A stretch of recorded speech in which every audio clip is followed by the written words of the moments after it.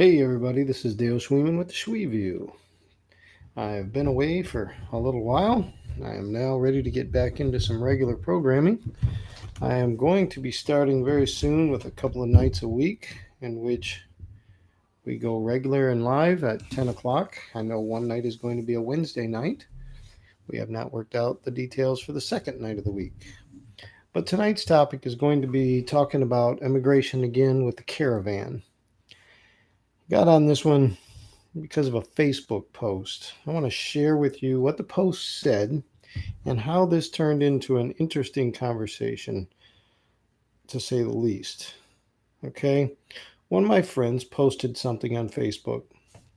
It said, "If necessary, are you okay with the U.S. military using deadly force to protect the border? Yes or no?" Everybody was posting yes. I posted no. And without anybody asking me why, they instantly went to I was a bleeding heart and that I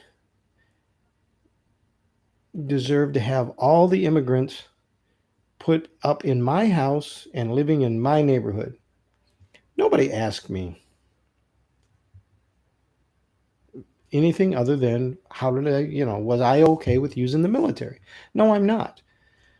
Why? As I posted to them, using the military on our own soil for the very first time will open a door for the military to be used again and again. Each time that door will be opened a little easier and a little faster. The problem with that is eventually that military will be used against us. They are setting the tone for us to have a conflict within our own soil against our own citizens. We have a National Guard and we have a police force. Okay? The immigration problem is just that, a problem. I've talked about this on one other show. The immigration situation has been going on since this country developed. It's part of why we're here. We're all ancestors of immigrants. If you look back at the situation in the early 1900s,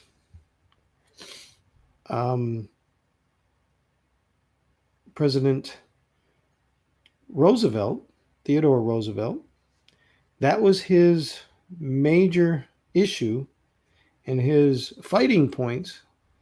That was his battle after being president. When he was trying to be president after it was a little too late. But his issue was dealing with the immigration problem. And when immigrants came to this country, they wanted to accept and keep their own history. And the biggest thing was, if you come here, we're all Americans. There's one national flag. There's one national anthem. There is one America, United States of America. Granted, Canada's American, Mexico's American. That's North American, but there's one United States of America.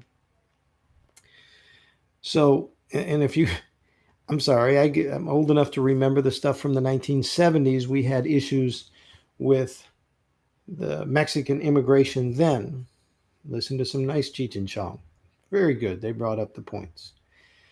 Okay. Today we have another issue, though. We have an issue that we want to build a wall. I've talked about this. This is crazy. China has a wall. Look at history, how that looks at that. Germany had a wall. The Russians put the wall up in Germany. Look how history looks upon that. Walls are not the answer. First, have to look at what some things we do within the country. We have created the problem by making it to the where it's so comfortable for immigrants, illegal immigrants, to be able to come to this country and live within its own underground system. We have made it to where anybody who comes to the United States, especially the illegals from south of the U.S. border, can come up here. They are not under any type of pressure. I'm not even saying from our government. Our government has put in checks and balances and they've put in requirements on how to get here legally. However, the systems, our capitalist system, has set it up to where you can bypass all the government paperwork, the government requirements, and you can get into this country and live in this country for years, if not lifetimes, with being illegal. You go to the grocery stores. I'm in Louisville, Kentucky. I'm a long way from the Mexican border.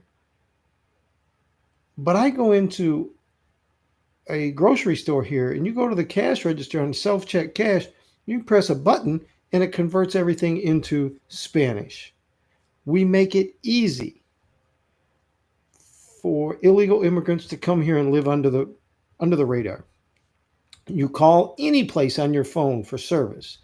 Press 5, press 8, press 9, press something. You'll get Spanish. You go to the hospital. They have translators. You go to the food stamp office.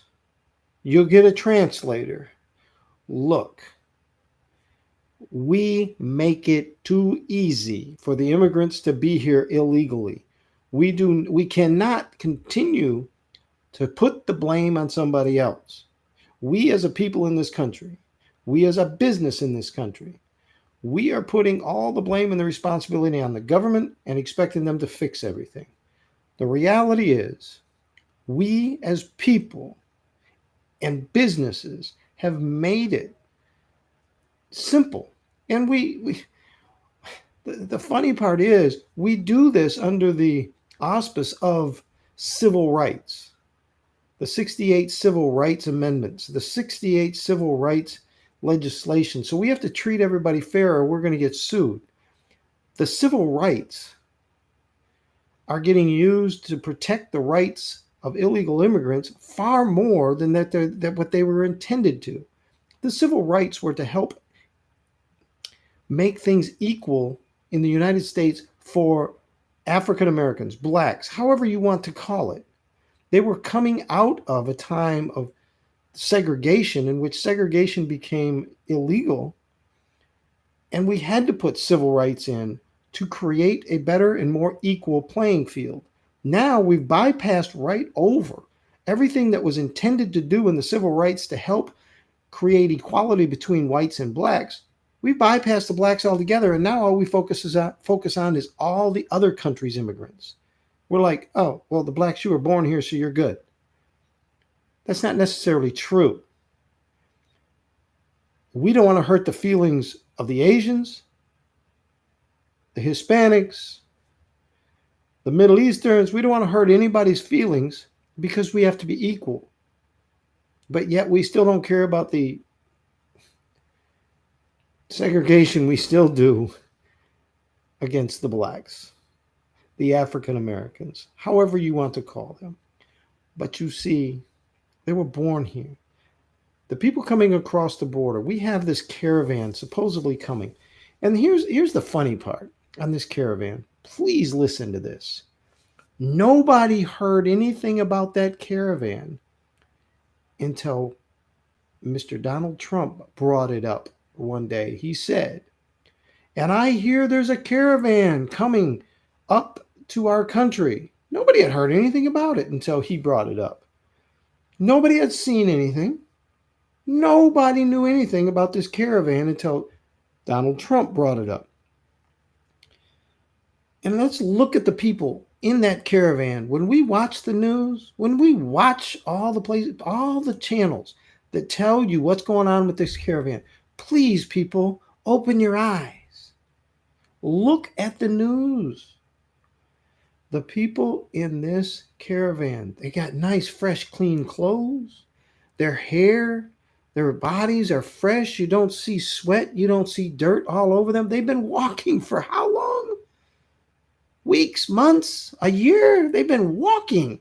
And they have these children walking. Everybody's fed. Everybody's well taken care of. They're happy. How is that? How is that? We want to talk about fake news. We talk about fake news whenever it's something negative against President Trump. But come on, people. Let's look at the stuff going on. Am I saying that caravan's not coming? I'm not saying that. But I am saying you better look as to who started it, why it started.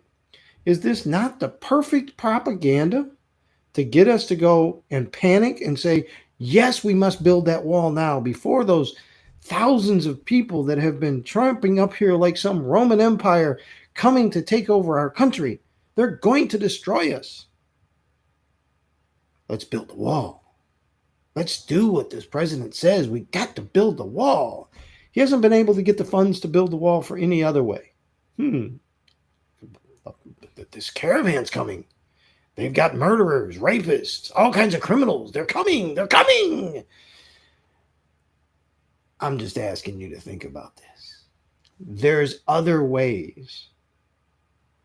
Do not endorse the military to be able to pick up arms and use it on the U.S. soil. We have National Guard. But you know what? The bigger thing is find out what we're doing that's causing all the immigrants to want to come here. Well, darn. We don't even make them learn to speak English. We give them housing. We give them food. We give them medical. We won't give our U.S. citizens medical. But yet if you come up and you can't speak English, you have no papers, you still get free medical. Come on. Come on.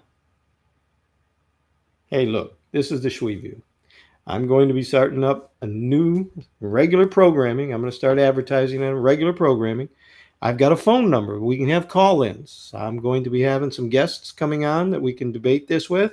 My phone number for the Shui View is going to be 502-622-8531. That's 622-8531. 502-622-8531. Look, subscribe. I know you liked my point of view tonight, and there's some of you didn't like it. I've been called an idiot on Facebook because I don't agree with the mindset of break out the military because the president said we have to. I'm not a follower. I'm not a leader. But I will think for myself. I'm asking you to listen to what I have to say, and then you think for yourself. Don't just follow because somebody else said do it. Step back, take some time, think about this. This caravan, how can everybody be so clean and fresh and so happy? So well fed, so happy. Nobody's tired. Come on. Why? Hey, look, hit the Shui View, hit the subscribe. Let's get this going. I thank you much. This is Dale Schweeman with the Shui View. I'll see you.